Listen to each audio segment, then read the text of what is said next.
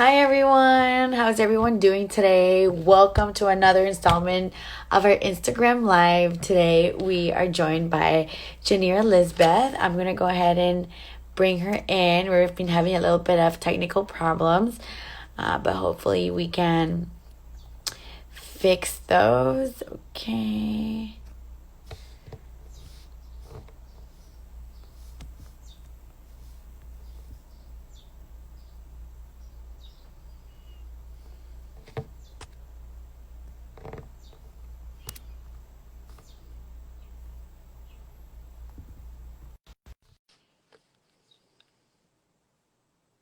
Okay, hopefully we're able to connect. Hi, Hi, how are you? I'm good. How are you? Good. Sorry for the connection issues. Sometimes it works, sometimes it doesn't. So hard. That's okay. How's everything been? Good, good. I hear some puppies barking in the back. I know they're like locked away. What's their names? How old are they? I have Bella. She's 12. Cookie is 7, and Lena is only 1. Oh my God. Did you get one recently for like a pandemic puppy or No, the smallest one we had her a year ago. But she's like the funniest since we've been on lockdown. I feel like dogs have been such a uh, understate, like it's been such an important part of being in quarantine. We got a dog as Yes. well because it's a time where we're both, me and my partner are both on working from home, so it's like a great time to get a dog. And it's just it's I haven't owned a dog in a while. It's been an adjustment, but I'm just so happy to have the dog. I feel like sometimes, They're like kids, and it's so interesting to like watch them and see what they do. yeah, exactly, like see how they do and react to certain people. I'm so glad that you've been in good company during quarantine. So we want to go ahead and introduce yourself to the people that are watching. So I'm Janira. I'm 23. I live in New York, and I'm an activist in the disability community and also a model, trying to represent for those who don't have a voice or don't feel like they're represented well enough in the industry. I'm having a little bit of difficulty hearing you, so I don't know if the speaker or Can you hear me a little bit yeah, better now? I'll yeah, try to speak louder. yeah. Okay. Awesome. So I've been, we've been we connected a while back in social media, and I'm so glad that we are going to send you a bathing suit soon. And so I would love to know kind of, well, first of all, how you've been doing during quarantine. Um, yeah, so how you've been doing during quarantine, how you cope with having to stay more time at home than regular. It's been really, I guess, interesting, I would say, being in quarantine. Since March, I was really at home for like 3 months without going out until Yep. I had to go out for a doctor's appointment. And just being like, at first, it was kind of like sad just being locked in every day and kind of like boring, but trying to keep up. My sister keeps me busy at home. And of course, the dogs and my mom and just having more family time. Yeah. I think that's been really important during quarantine and like helping me cope with it. How old is your sister? She's 20. Oh, that's She's cute. younger. That's cute. That's a lot of fun. Um, so what? So aside, so before quarantine, like, what was like a what did the day in the life look like? Like what? Right. Um, Yeah. Go ahead. so before quarantine, I would say it would usually like a typical day would be like getting up, answering messages like on Instagram or Facebook, seeing and networking with people, seeing who would like to work with me, or sometimes people reaching out toward me. And then, like, if I get a job or a gig as a model, I would go out. And I think I really like enjoy that part of it because it's meeting new people and changing their perspective of people with disabilities. Hmm. And also just yeah, like I guess connecting with people is like really important and just changing their perspective of us. Yeah, and I think that's I wanted to ask you kind of how did you get into modeling? How's that been for you? Because we get a lot of questions from people that have not only disabilities but chronic illnesses and also visible differences, how to get into modeling, right? Like there's this category of diverse models, and I really hope that in the future we don't need to have that category, that you guys are just models, right? Right. So how did you get into modeling? So at first it was, I didn't really, that wasn't my plan in the beginning to be a model. But I met Mindy. She's the founder of Runaway of Dreams, Mm-hmm. and we kept in touch. And then she invited me to a photo shoot for their big event that they were gonna have, and I was a part of the photo shoot. And then I got to be a part of their New York Fashion Week. That was back 2 years ago. And since then, it's just really been like I had so much fun doing it, but not just fun. It was more like an eye opener. Like we can be a part of the fashion industry, and we deserve to be in it also. So since then, I reached out to people, and because of the event, a lot of people started reaching out to me as well. So since then, I signed up with a modeling agency. They're called We Speak, Mm-hmm. and also Zebedee. Yeah. They solely represent people with disabilities. Yeah. We Speak don't, but they do have a lot of people, like a couple of people Yeah. with visible differences or disabilities signed up with them as well. That's and how's that process been of being like signed with an agency? Like how much freedom do you have to like book your own jobs? Like how does it work? So with both agencies, they it's not I would say it's all about communications. I would say like if you're with one agency or you want to book sign up with more than one agency, Mhm. always let them know beforehand, like, hey, I'm signing up with an agency or I'm thinking about signing up with two, and have them tailor your contract to you, to what you feel comfortable with. Yeah. And I would say always look for like a mother agency because they're more into helping you grow rather than just taking your money, Yeah. And you know. how did you find these mother agencies? Like word of mouth or Um, Zebedee was word of mouth, and We Speak was they just happened to pop up on my Instagram, Mhm.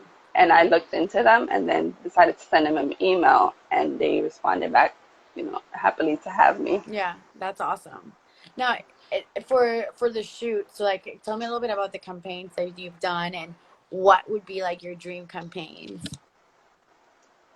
The campaigns I've done, so I've done with Runaway of Dreams for Nike, and that was pretty fun. Um, I've done with Hisaura. Hmm. It's also a brand, and her campaign she designs adaptive clothing for women. Hmm. So she wanted to do a campaign for that, and that was also the clothes, seeing the different diverse female models in it. And I think like my dream campaign would be, hmm, I don't know. That's kind of like I would like to do something like for like a big magazine, like maybe Vogue or 17, those kind of things. Yeah. I feel like we should be represented more in there, and it would be really cool to be, a part of them. Yeah, and I think for me, always the dream has been that it's not a one-off, right? That it's not like this is our issue or like our Teen Vogue or our Vogue issue on diver diverse models, and it's just like these are the models, period. There's no need for Right. labels. But I feel like until people that have disabilities or visible difference like I do, or people that have chronic illnesses, until it becomes much more mainstream. And I think a big part of that is education, which you obviously do. You also take your role as an activist pretty seriously. So do you want to talk to me about a little bit about how you go about educating people about your specific condition? You want to tell us a little bit about your condition, and how do you own that narrative to explain to people kind of what your that your disability is doesn't define you? Right. So first, to start off, my disability is cerebral palsy and Mm-hmm. spastic quadriplegia, which is like a brain defect at birth. Mm-hmm. So there's different types of cerebral palsy, Mm-hmm. but mine specifically affects my four limbs. So I have limited mobility and I use a wheelchair. Mm-hmm. Um, Always growing up in, especially like in the educating and in the education system, Mm-hmm. I've always felt like we're always placed in a special needs class, and we're not giving the option to say no, we don't. We want to be treated as any other normal student or Mm-hmm. typical student. So I was in that kind of system until I got to high school, Mm-hmm. and in high school I wanted to branch. I wanted to have my regular high school diploma. So students have like an IEP document saying that they have special needs and they need special Mm-hmm. accommodations. So I had to like kind of forfeit that in order for me to get my high school diploma. Wow. And I did. The people were skeptical about it, but I did graduate. I was fourth in my graduating class. And Congratulations. That's amazing. thank you. And in college, it was like the same thing. Communicating and speaking to people, that just because you need certain accommodations or you have a disability doesn't mean you can't excel or succeed. And that was really important throughout my college career also. Thankfully I did graduate in college also. And I have my bachelor's in English and I have an associate's in paralegal. Amazing. And in the modeling industry, I would say just being aware, like when somebody reaches out to you or you reach out to them, um, always saying that you have a disability, but that's not going to stop you. And sometimes people will be like, "Oh, that's not an issue. I would still like to work with you." And some would say, "Oh, they rather not work with you." And it's just like when they rather not work with you, it's like a letdown. But at the same time, it's like, okay, Yeah.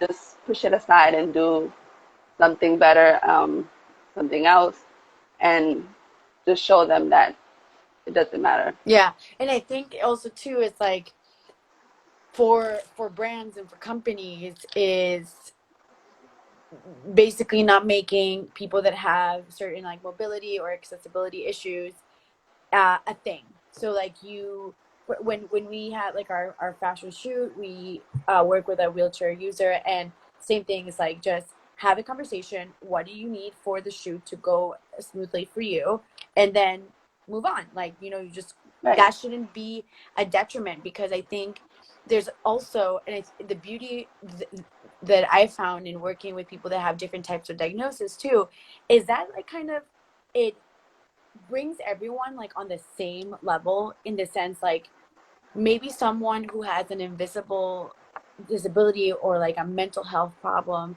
wouldn't bring it up unless you're having already a environment where people are coming being really upfront about what they need to show up and what they need Right. to like work.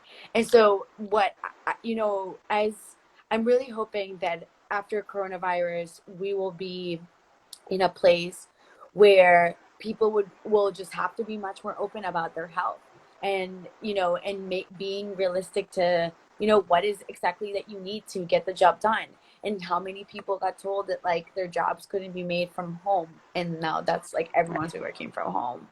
So I'm like really excited to see that. But I also wanted to ask you too, kind of in terms of activism and how you show up too for the Black Lives Matter protest. Do you want to talk a little bit about that? So with the Black Lives Matter protest, I've been posting a lot on social media and my Instagram stories on information and speaking up. I feel like it's so important, especially now, to vote. Like I encourage like everyone who's watching this just to register to vote, go out and vote, because voting does make a difference. And I can't physically go outside because of my condition, and still the COVID is happening. Mm-hmm. But using your voice on social media is really important as well. Understand that no matter how small you think your following might be or your group of people might be. Just use that voice to encourage people to do good and follow the things that they're supposed to do. Yeah. Um, I myself, I'm a Latina, but I'm also of African descent. Mm-hmm. So it's growing up, I did experience racism because it's like you're not too dark to be black, or you're not too light to be Spanish, Yeah. and And that's, I mean, colorism is a real thing in yeah, America. I'm also from that. I'm from Costa Rica, so same thing where people that are lighter skin just receive a way different treatment and more opportunities than people that are darker skin. And I think there was all this at the beginning of Black Lives Matter. I don't know if you saw it. I reposted it about explaining, because there were all these videos saying like I'm not a racist, like I'm like Dominican is like the you have all yeah, of but exactly. that's so true because especially like in the Hispanic community, in the Latin Yeah, community, we do criticize each other, yeah, and people don't realize that they, absolutely, but we absolutely. do. And that also got me thinking too, as immigrants to this country too. Um, when I came to the States, I was 18, and so this idea of being Latina was, something that was like a label that was given to me when I came to the States. Before that, I consider myself Costa Rican. And so it was definitely for me kind of like an adjustment period to like understand all that it came with being Latina and minorities. And I think sometimes minority groups kind of or fight against each other, when in reality, uh, you might not experience all the same things, but the issue is always the same: is these generalizations, prejudice that exist because of where you come from or because of your skin color. So I think it's very interesting, and I'm very proud that, as someone who now lives in the United States, that this movement is taking place and it's kind of starting conversations everywhere else. Because when I did live in the UK, I remember many people saying to me like, "Oh, racism is not a problem in the UK," which you know what I mean. So like, I feel like Yeah, if we obviously have a way bigger problem here with police brutality, but what excites me about the future is how one person's name is led all of these protests all over the world, and to see actual change. And I don't know, did it make you feel like proud to be like a New yeah. Yorker? Like how has it been? I Because feel I'm like, not there, so like tell me, like, how has it been for? I mean, in New York, it's really been like constant posting. Like every day, you see people outside. I live in Queens by the airport, Mm, and like the other day, they passed by the house in front, and like a group of people, and I was like, yes, and we opened the door and we started screaming and chanting along with them. yeah, And I feel like that's so important to come as a community and come as one to make real change, yeah, And it wasn't just like black colored people. It was like white people, Latino people. yeah, Just seeing that all races come together yeah. for one purpose is really amazing. Have you seen the movie on Netflix, Crip Camp? No, I It's haven't. it's amazing, but basically, I had no idea, but like the Black Panthers had a crucial, like they actually supported the people who came out of Crip Camp that then were instrumental in passing like the ADA.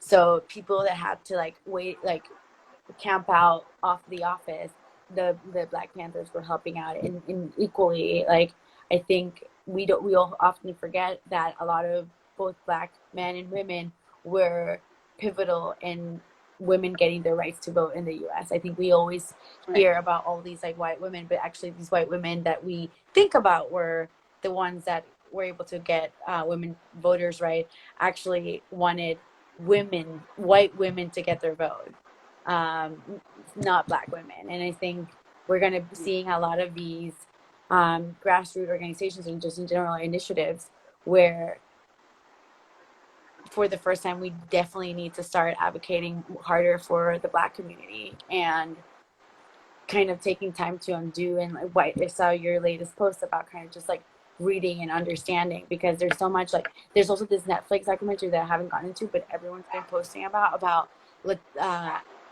like Africans in or Black people in Latin America, and how that's a history that growing up in Costa Rica I never get to learn at all about. Um, so Yes, right. I'm really interested about kind of where these conversations will lead, and hopeful for like the future for sure. I just wanted to also ask you, sorry, I missed one of my questions about modeling, but how is the New York Miss Amazing pageant? Like, tell me about that experience. Um, so Miss Amazing in New York has been, well, in general, it's been in since 2007, but in New York it started in 2015.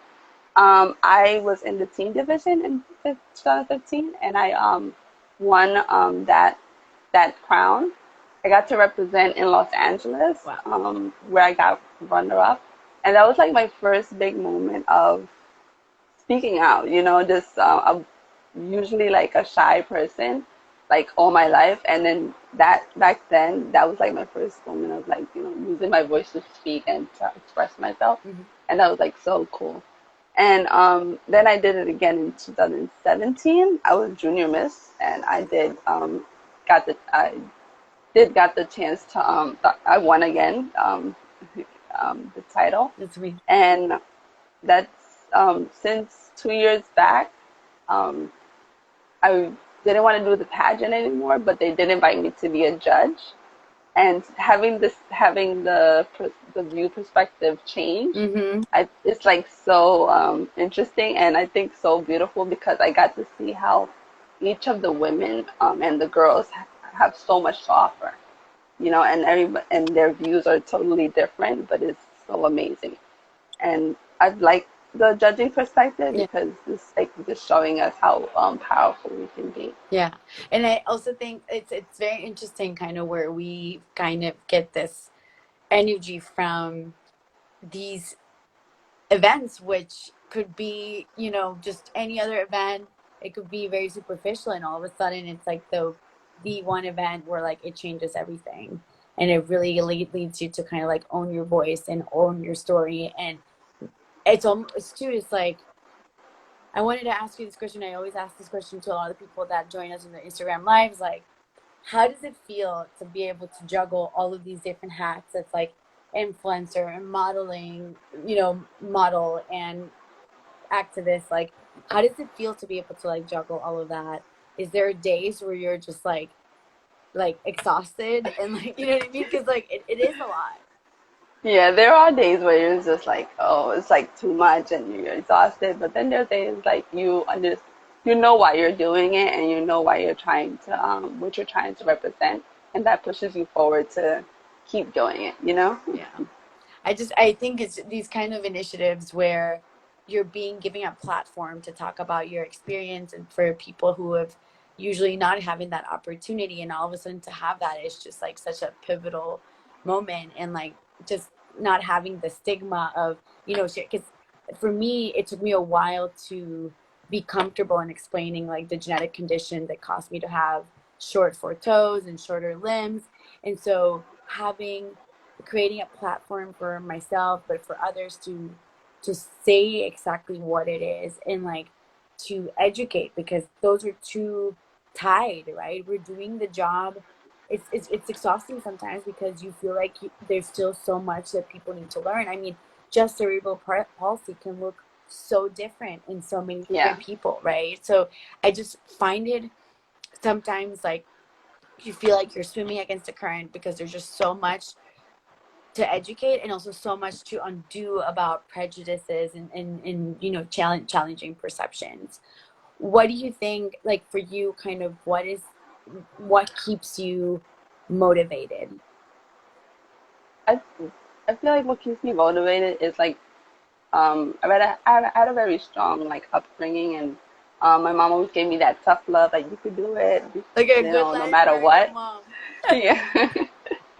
And I think just her, and I want to make her proud, and I know she's proud already, but she's like my motivation, and just like all those people who don't feel good about themselves or don't love themselves because whether they have a disability or not, or whatever they think you know makes them not them. just those people, I think that's what motivates me as well. Every time I get a DM saying, "Wow, like you're so inspirational. Thank you for posting what you post. Thank you, like you make me believe in myself." Those kind of messages to me mean everything. Yeah. And from those messages that you receive, is it usually people who have disabilities, or is it all across the board people that who don't, or who do and don't have disabilities? All types of people, disability, no disability.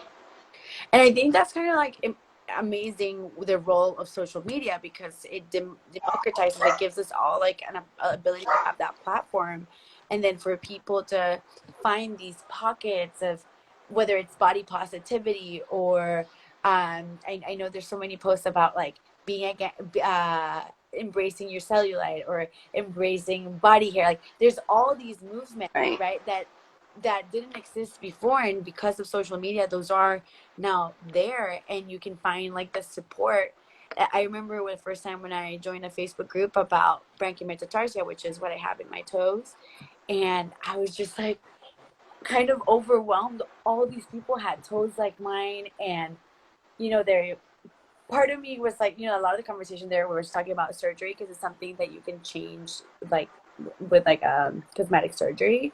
um so part of me was like overwhelmed with that, but then part of me was like, I was like looking for the people who were like, I'm not changing my toes. My toes are, they don't define me. I bought these flip flops where you can definitely see my feet, and I'm not ashamed anymore. So like all of these conversations were taking place, and they wouldn't have been able to take place if it weren't for social media. So Right. I had a mom DM me. She was a new mom to a child with disability, and she was like so worried about like what kind of life her child would have, and like just seeing me on Instagram gave her so much hope of like what her child can accomplish. yeah. And I think there should be like more groups of for mothers like that, because I know it can be like devastating, nerve wracking, scary Yeah. to understand what your child would grow up to be. And I think that kind of puts on, again, another responsibility on us to kind of like share the stories, because there's so much focus on like people wanting to have, not have a kid who has a certain diagnosis, right? There's like the whole ethical part of that. And I think it's like so important to share our story so that people understand that like your diagnosis, my diagnosis, anyone's diagnosis who has a health condition is not the worst thing that can happen to you. And similarly, how you were born with this, I was born with mine. You also have people who then join our community, right? People who don't have a disability first, then have it, or people that, I remember at the beginning of our collections, we were working a lot with burn survivors, and like it's it takes time to get comfortable with like your new normal, but I think the worst part is like overcoming that fear and that stigma. And that stigma comes from a place where we have not been educated to think that like having a disability is not like a sad story. It's actually incredibly empowering. And the only way that's empowering is like if you own that narrative and you say like, I want to do this and I want to change that. So it's been a pleasure talking to you. I cannot wait for you to send you one of our bathing suits, and definitely let's stay in touch. Thank you so much, Nia, for your time. Of course. Thank you for having me. Thank you. Of course. Have a great day. You too. Bye. Bye.